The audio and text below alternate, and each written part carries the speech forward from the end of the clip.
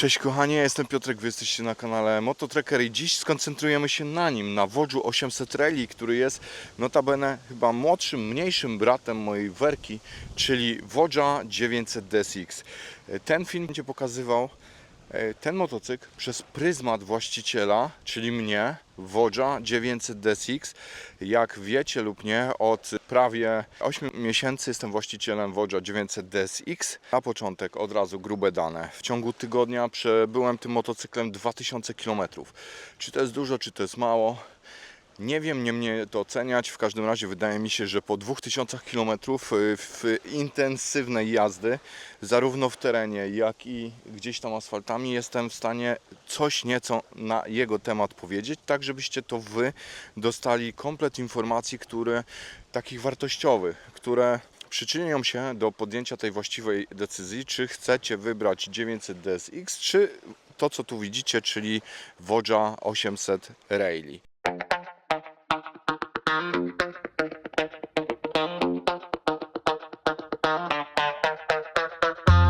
Przelećmy zatem na szybko przez to, co dzieli te oba motocykle. W pierwszej kolejności to moc. Wodge 800 ma jej trochę mniej. Trochę mniej ma również momentu, czyli newtonometrów, 81 i to da się wyczuć, ale o tym za chwilę. Masa. Nad tym bym się tutaj skupiał. 213 kontra 238 kg. Zbiorniki paliwa. Tego do końca nie rozumiem, ale rozwinę to później w filmie. Tylnie koło 18 cali 800, 17 900. Wysokość kanapy. Wyżej siedzicie w Wodżu 800 i prześwit. On już raczej mówi nam, w którą stronę idzie ten motocykl i co tak naprawdę możemy z nim zrobić.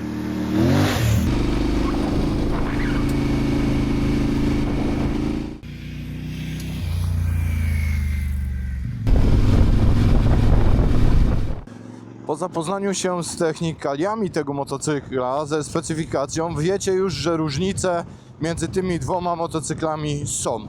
Nie da się ukryć. Kompletnie inny silnik, kompletnie inne zawieszenie, kompletnie inne zestrojenie. Zatem co jest dla kogo albo co powinniście wybrać? Tego absolutnie ja wam nie będę w żaden sposób narzucał. Powiem tylko kilka rzeczy, na które ja sam osobiście zwróciłem uwagę i które tak naprawdę według mnie bardzo odróżniają te motocykle. Wiecie, jak ja wsiadłem na niego za pierwszym razem, to przeświadczenie moje, z jakim ja do niego podchodziłem, było takie, że no kurde, tu jest Wodge, tam jest Wodge, tam jest 900, tu jest 800. Pewnie będzie to samo, tylko będzie w jakiś tam sposób troszkę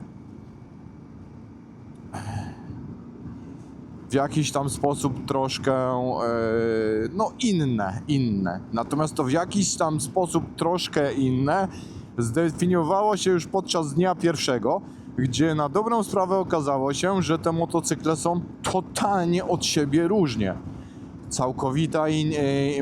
Całkowicie inna praca silnika, inna praca hamulców, skrzyni biegów i tak dalej, i tak dalej. No i teraz lećmy po kolei, bo różnic w tych motocyklach parę tutaj dosyć dużych jest. Przede wszystkim skoki zawieszeń w tym motocyklu, oczywiście w rally są większe. Większy jest również prześwit.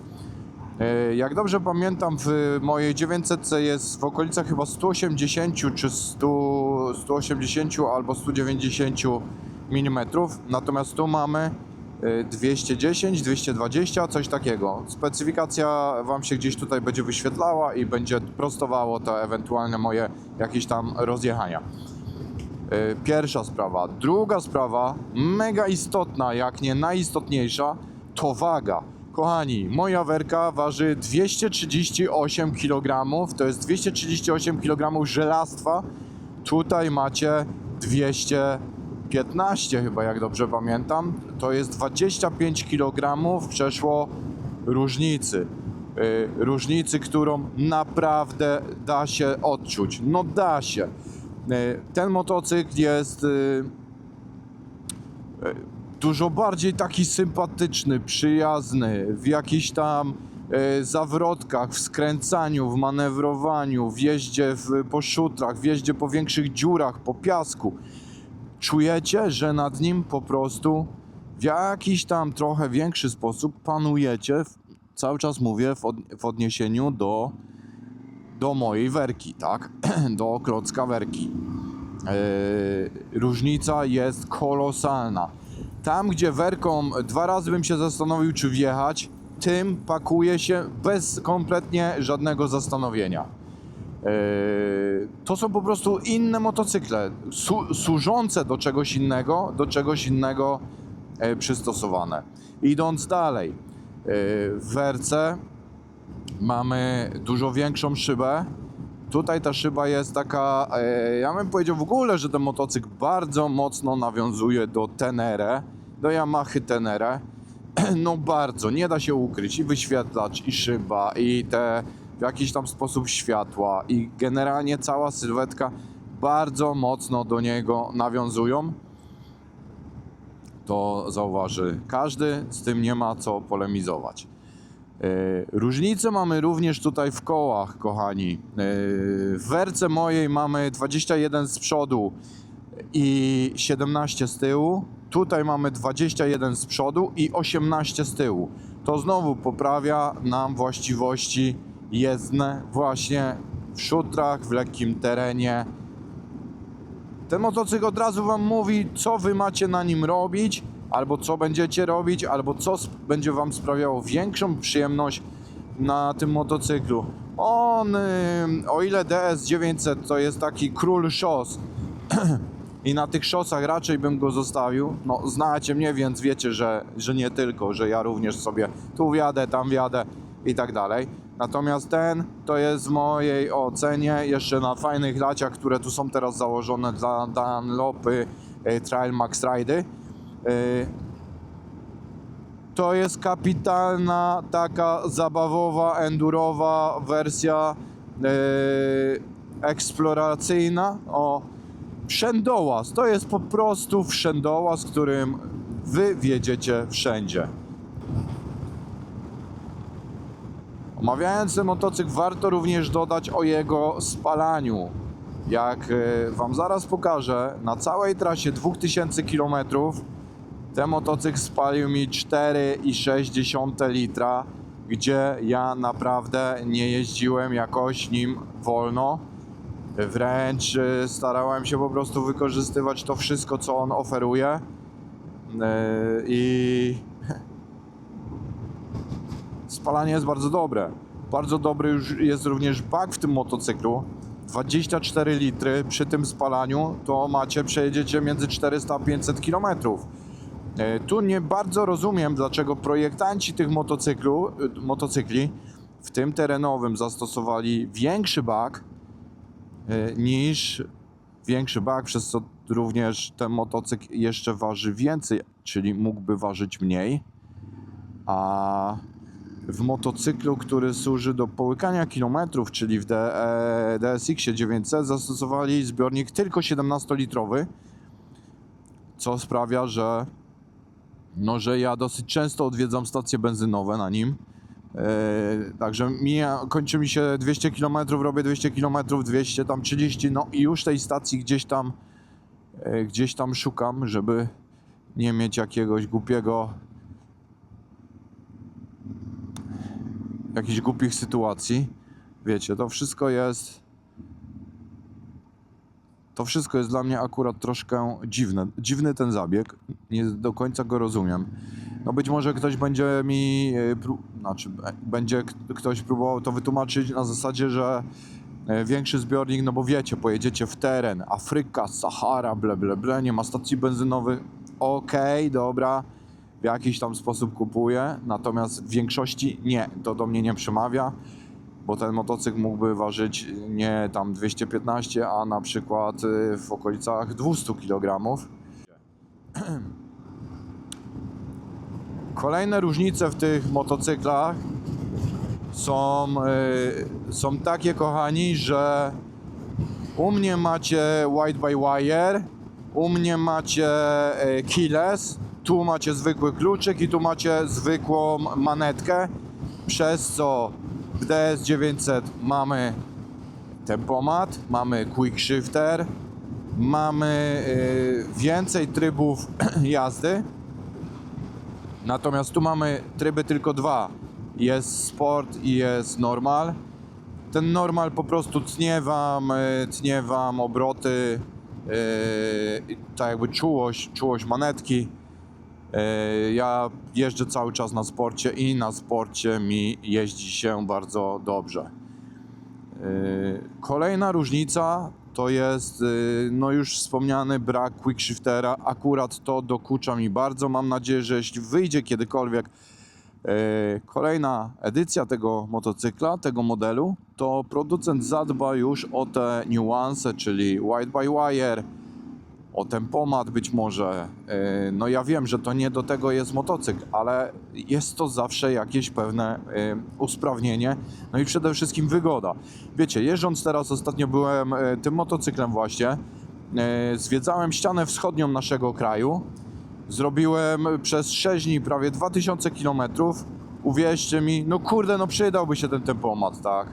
Przydałby się ten tempomat, na pewno ta wygoda po prostu byłaby dużo większa. O ile za Kiles w ogóle nie tęskniłem, nie brakowało mi tego.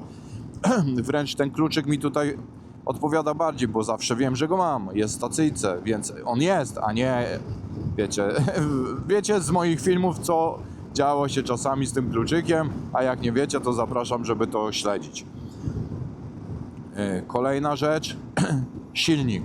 Z punktu widzenia Kowalskiego całkowicie coś innego. W Wodżu 900 mamy 95 koni i prawie tyle samo newtonometrów, natomiast tutaj mamy 93,5 konia i tych newtonometrów mamy 15 mniej. Dodatkowo są one dostępne z wyższego pułapu obrotów w okolicach 9000. No i to czuć. To czuć, że ten motocykl musicie więcej kręcić, żeby on był bardziej żwawy, co nie znaczy, że on żwawy nie jest. Dodatkowym takim elementem, który rozróżnia te dwa silniki, to jest ten piękny dźwięk. Tamten, pomimo tego, że jest produkowany, czyli w DS-ie 900, pomimo tego, że jest produkowany w fabryce Leoncin, skąd jest to, można by rzec, kopia silnika z BMW GS 900, to no on ma specyficzny urok, specyficzny swój charakter, ale przede wszystkim specyficzny dźwięk, do którego się trzeba przyzwyczaić i albo go można lubić, kochać, albo po prostu nienawidzieć. Jeżeli my sobie zaczniemy porównywać te motocykle pod względem dźwięku, to ten dostarcza niesamowitych wrażeń, niesamowitych emocji. Dźwięk jest dla mnie po prostu przepiękny, ale podkreślam, musicie umówić się na jazdy, wziąć motocykl, poznać go, przekonać się zawsze samemu, a nie tylko słuchając jakichś tam internetowych, wiecie, znawców. Kolejny element, tłumik, dźwięk wydechu, dla mnie bajka, znowu dużo lepszy niż w DS-ie 900. No dźwięk jest po prostu fenomenalny. On na dłuższej trasie w ogóle nie męczy. Natomiast jeżeli wy tylko dacie mu na przykład trójeczkę, tych obrotów trochę więcej, on no mruczy pięknie, a jeszcze od czasu do czasu po prostu tak bardzo fajnie szczeli z wydechu. Mnie rozkochał układ dźwiękowy, system dźwiękowy w tym motocyklu. Także dla mnie jest to po prostu bajka. Kolejną rzeczą, która tu jest inna, to tu mamy amortyzator skrętu. Wiadomo, przeznaczenie inne motocykla, więc ten amortyzator jest założony na kolumnie kierowniczej. W wersji mojej też jest, natomiast jest on gdzieś tam na dole i jest to taki amortyzator słupkowy. Nie wiem, czy dobrze je nazywam, ale no wygląda jak po prostu słupek. Tutaj mamy taką kość. I kość działa całkiem fajnie, w szczególności jak jedziecie sobie w piasku i nagle chce wam wyrwać kierownicę i no pomaga, dużo pomaga. Zauważyłem również, że jeśli chodzi o stopkę centralną, to rozwiązanie i jej montażu chyba, i to zabezpieczenie, żeby ona Wam nie opadała, jak jedziecie na dziurach, jest inne niż w DS-ie 900. W DS-ie 900 czasami potrafi nim bujnąć. Tutaj nie zdarzyło mi się ani razu, ani żebym dobił zawieszeniem, pomimo tego, że pozwalałem sobie na takich szuderkach z dziurkami na trochę więcej niż zazwyczaj. No bo jak mówię, ten motocykl jest do tego idealnie stworzony. Stopka również nie klekotała mi w żaden sposób i to jest bardzo fajne. Idąc teraz dalej, taką dla mnie bolączką to są zdecydowanie słabsze hamulce w tym motocyklu w porównaniu do mojej werki. Nie wiem, czy to są tylko moje odczucia, czy nie miałem jakiejś takiej sytuacji, gdzie hamowałem po prostu trochę bardziej, natomiast no, działa to inaczej. Tu jeszcze teraz tylny hamulec, to co zauważyłem i to są takie moje spostrzeżenia, nie wiem czy tak jest w tym egzemplarzu, czy we wszystkich, że bardzo szybko włącza się ABS. Tu w szczególności na jakichś dziurach, nierównościach drogi, chcecie lekko przehamować tyłem, od razu Wam się on włącza i to jest taki dla mnie no, trochę minus tego motocykla. Co tu się dzieje?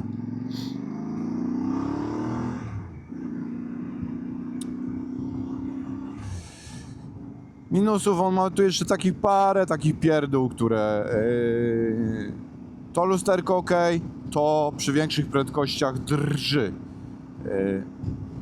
Nie wiem czym to jest spowodowane, tak jak mówię, no to delikatnie ono drży, tutaj absolutnie nic. W większości motocyklów one mają problemy z rozmazywaniem tego obrazu, z drganiami, więc uważam, że to jest no, taki mały minus. To, że one się składają, popatrzcie, i takie wy lusterka dostajecie już w zestawie, ale one chodzą dosyć ciężko. Muszę chyba stanąć, żeby to zrobić, ale albo i nie. Okej, mamy to. Dobra. To jest bardzo fajne. To, że macie gmole, on jest naprawdę pancernie obudowany, bardzo fajnie. Ubolewam nad faktem, że szyba się nie przesuwa w górę i w dół, bo w terenie jeszcze można by ją bardziej opuścić, natomiast na jakiejś tam trasie podnieść. Bardzo dużo dają deflektory, które tu macie założone z lewej i z prawej strony, dzięki czemu barki są jeszcze mocniej osłonięte. Jeśli chodzi natomiast o gniazdo ładowania, to nie ma tu gniazda zapalniczki, natomiast gniazdo jest zwykłe USB i jest ono tylko jedno, więc jak chcecie podłączyć więcej urządzeń, no to trzeba pomyśleć nad jakimiś drobnymi zmianami. Przyciski, do których już przyzwyczaił mnie DS900, dla mnie to żadna nowość. Regulowane zawieszenie z przodu, regulowane zawieszenie z tyłu, o tym już wspominałem.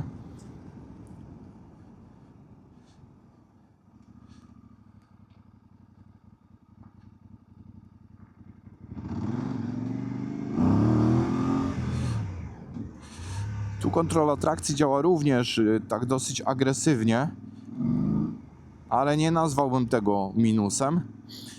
Plus jeszcze gigantyczne podnóżki, takie z wieloma dziurami, które idealnie, jeżeli wy wjedziecie w błoto, ci wszyscy, którzy jeżdżą w terenie, no dla nich to nie jest nic nowego. Wjeżdżacie w błoto i to błoto ma wam przez co wypadać na dół, czyli nie zatykają się te podnóżki, przez co motocykl nagle nie waży kilo czy dwa więcej, bo jest cały obklejony w błocie.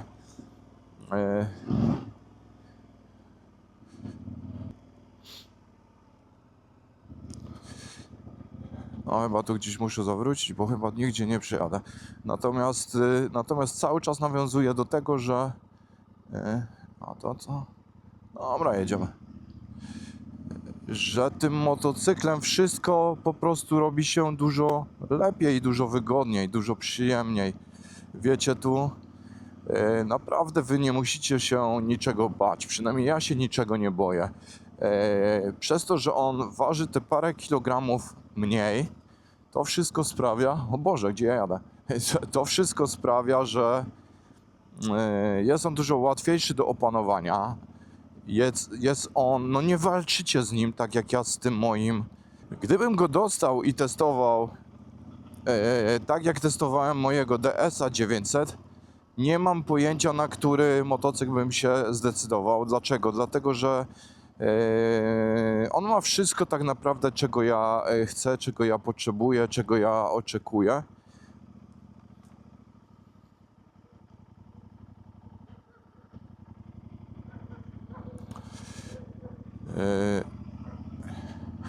Ale podejrzewam, że niezbyt komfortowo jeździłoby się tutaj z pasażerem. Jednak DS900 jest do tego bardziej stworzony, a jak wszyscy wiecie, mi dużo bardziej zależy, żeby na chwilę obecną jeździć czy z moim synem, czy z moją żoną. Także dla mnie akurat to jest bardziej ważniejsze niż aspekty terenowe tego motocykla. W przeciwnym razie brałbym go w ciemno lub chciałbym mieć takie dwa, bo ta różnica to nie jest różnica subtelna, tylko to jest różnica naprawdę bardzo duża. No ale musicie się przejechać jednym, musicie się przejechać drugim, żeby być może zrozumieć to, o czym ja wam usiłuję powiedzieć.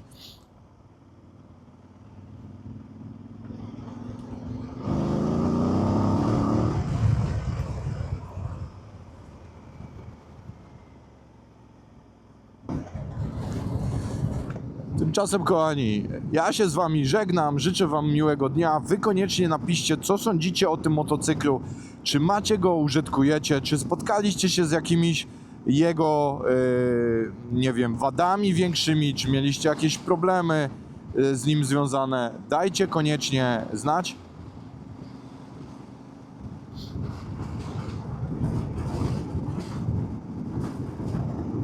A ja uciekam go oddać i tak jak mówię, 2000 km to strzeliło tak o.